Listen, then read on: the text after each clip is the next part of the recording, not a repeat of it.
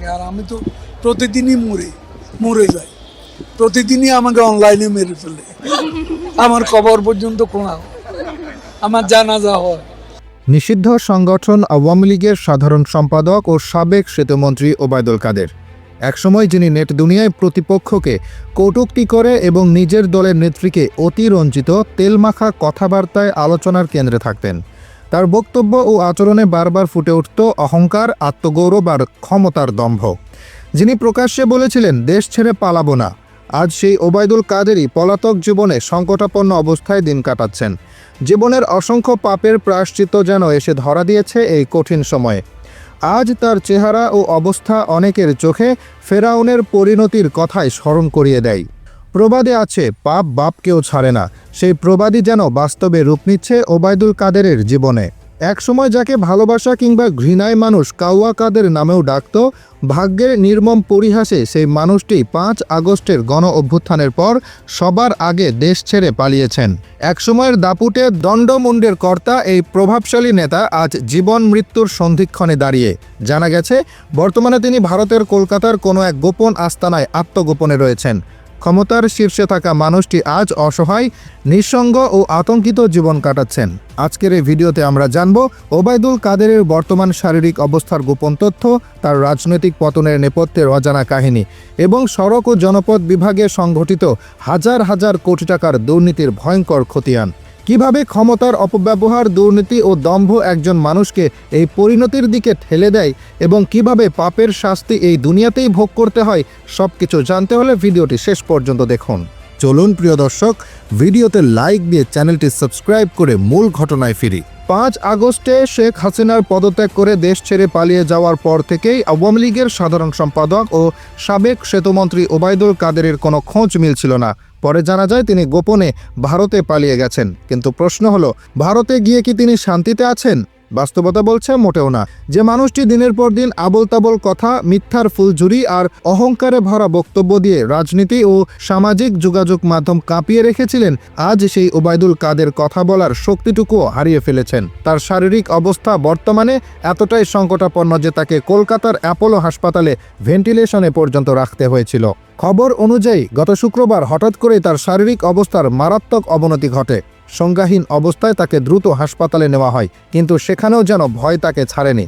হাসপাতাল কর্তৃপক্ষ জানায়, নিরাপত্তাজনিত আশঙ্কার কারণে পরিবারের সিদ্ধান্তে তাকে হাসপাতাল থেকে সরিয়ে নেওয়া হয়েছে। কোথায়? কলকাতার রাজারহাট নিউ টাউনের কাছে একটি গোপন ভাড়া বাড়িতে। সেখানে এখন চলছে তার চিকিৎসা। লাইফ সাপোর্ট আর অক্সিজেন সিলিন্ডারের মাঝে আবদ্ধ হয়ে আছে তার বর্তমান জীবন।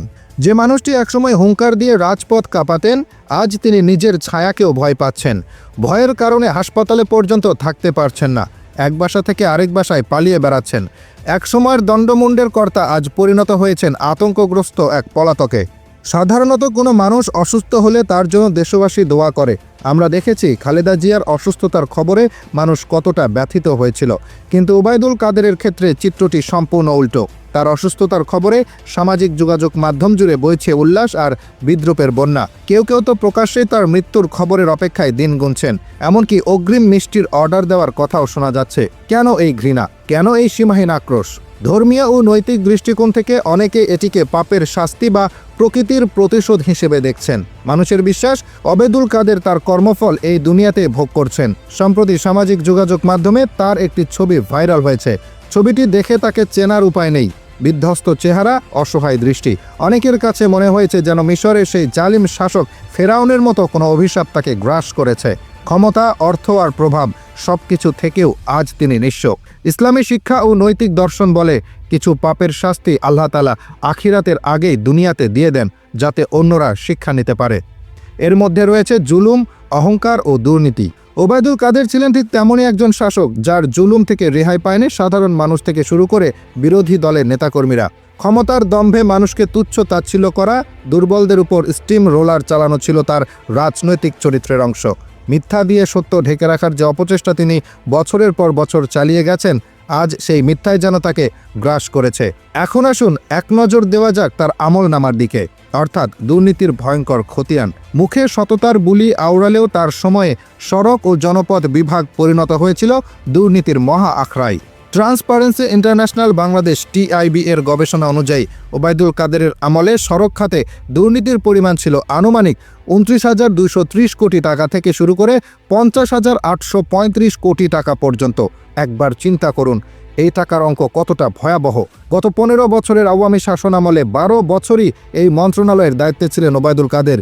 টিআইবির মতে এই সময়ে ঠিকাদারি কাজ পেতে এবং বিল তুলতে নিয়মিত ঘুষ ও কমিশন বাণিজ্য ছিল বাধ্যতামূলক। পুরো প্রক্রিয়াটি নিয়ন্ত্রণ করত একটি শক্তিশালী সিন্ডিকেট, যার গডফাদার ছিলেন স্বয়ং মন্ত্রী। গবেষণায় দেখা গেছে কোনো প্রকল্পের কাজ পেতে ঠিকাদারদের মোট ব্যয়ের 10 থেকে 20% পর্যন্ত ঘুষ দিতে হতো। এর সঙ্গে যোগ হতো কার্যাদেশ কেনাবেচা, লাইসেন্স ভাড়া দেওয়া এবং স্থানীয় পর্যায়ের চাঁদাবাজি, যার পরিমাণ আরও 2 থেকে 6%। সব মিলিয়ে একটি প্রকল্পের মোট ব্যয়ের 23 থেকে 40% টাকা গিলে ফেলত দুর্নীতি। অর্থাৎ রাস্তার জন্য বরাদ্দ অর্থের প্রায় অর্ধেকই গায়েব হয়ে যেত। এর ফলাফল কি? আমরা পেয়েছি নিম্নমানের জোড়াতালি দেওয়া রাস্তা, যা সামান্য বৃষ্টিতে ভেঙে পড়ত। সড়ক নির্মাণে ব্যয়ের দিক থেকে বাংলাদেশ বিশ্বের রেকর্ড করলেও মানের দিক থেকে ছিল তলানিতে।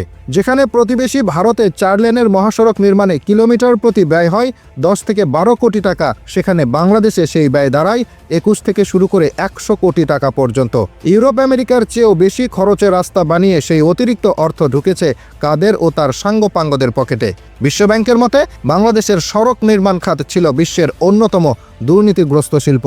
আরও ভয়ঙ্কর তথ্য হলো, একটি প্রকল্পে শুধু বৃক্ষরোপণের জন্য বরাদ্দ ছিল 74 লাখ টাকা, কিন্তু সরেজমিনে গিয়ে একটি গাছের চারাও পাওয়া যায়নি।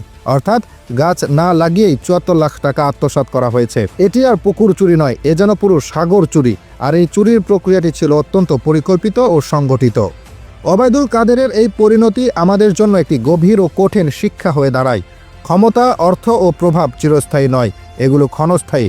কিন্তু মানুষের কর্মফল তাকে আজ না হোক কাল অবশ্যই ধরবেই। যে ব্যক্তি ক্ষমতার নেশায় নিজেকে অপ্রতিরোধ্য মনে করে, মানুষের কান্না, হাহাকার ও অভিশাপকে তুচ্ছ করে, তার পতন যে কতটা ভয়ঙ্কর হতে পারে ওবায়দুল কাদের তার জীবন্ত উদাহরণ। পাপ শুধু আখিরাতেই শাস্তি দেয় না, অনেক সময় আল্লাহ তাআলা এই দুনিয়াতেই শাস্তি দিয়ে দেন, যেন অন্যরা শিক্ষা নিতে পারে। অহংকার মানুষকে অন্ধ করে, দুর্নীতি মানুষকে নিষ্ঠুর করে, আর জুলুম মানুষকে মানবতাহীন করে তোলে। কিন্তু শেষ পর্যন্ত এই তিনটি মানুষকে একা, অসহায় ও ভয়গ্রস্ত করে তোলে। আজ যে মানুষটি শত শত মানুষের ভাগ্য নিয়ন্ত্রণ করতেন, তিনি নিজেই নিজের জীবনের নিয়ন্ত্রণ হারিয়েছেন। এই পরিণতি আমাদের মনে করিয়ে দেয়, ক্ষমতার অপব্যবহার নয়, ন্যায় ও মানবিকতায় মানুষের প্রকৃত শক্তি।